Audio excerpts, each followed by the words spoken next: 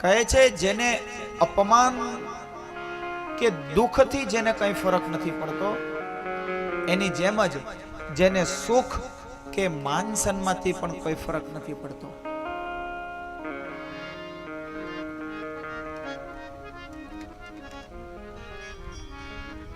એકવાર એક બહુ મોટા મહાત્મા એક નગરની અંદર ગયા. લોકો એનું સન્માન કરે, લોકો એને હાર પહેરાવે, લોકો ફૂલ પહેરાવે, લોકો એની આગતા સ્વાગતા કરે, છતાં પણ એ ઋષિ જે છે એકદમ એમનેમ જ બસ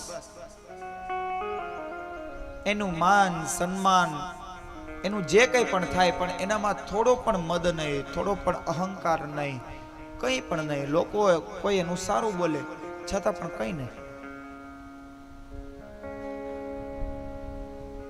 કોઈ દુષ્ટ લોકો પણ હોય એને આ બધું ન ગમે. લોકો સન્માન કરે, લોકો હાર પહેરાવે, માળા પહેરાવે, લોકો આરતી ઉતારે, અમુક દુષ્ટ લોકોથી ન જોવાય. એ આવીને પાછા ઋષિઓને એ જે સંત જે છે એને ગાળો આપે, ન બોલવાના અપશબ્દો બોલે, એનું અપમાન કરે. ઋષિએ એને બહુ સરસ રીતના સમજાવ્યું.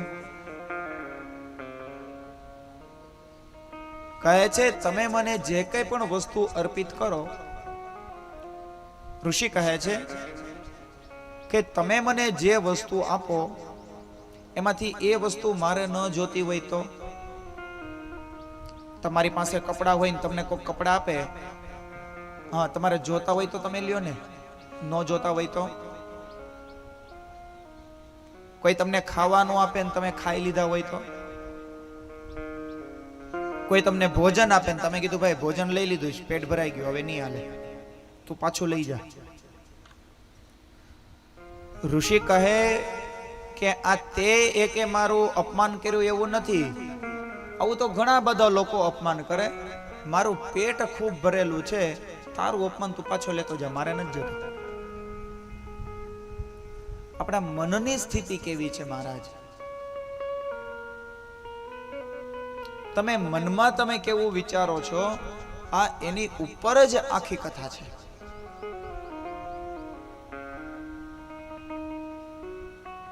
મહારાજ આ કથામાંથી તમે બીજું કંઈ શીખો કે ન શીખો, આની ઉપરથી આ ઘુષ્મેશ્વર મહાદેવની કથા છે, એમાંથી એક જ વસ્તુ શીખવા જેવી છે કે તમારી મનની સ્થિતિ અડગ હોવી જોઈએ.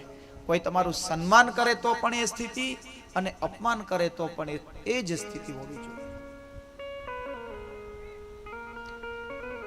અહીંયા ઘુષ્માનો દીકરો મરી ગયો છતાં પણ એને થોડો પણ શોક નથી, જેવી મહાદેવની ઈચ્છા.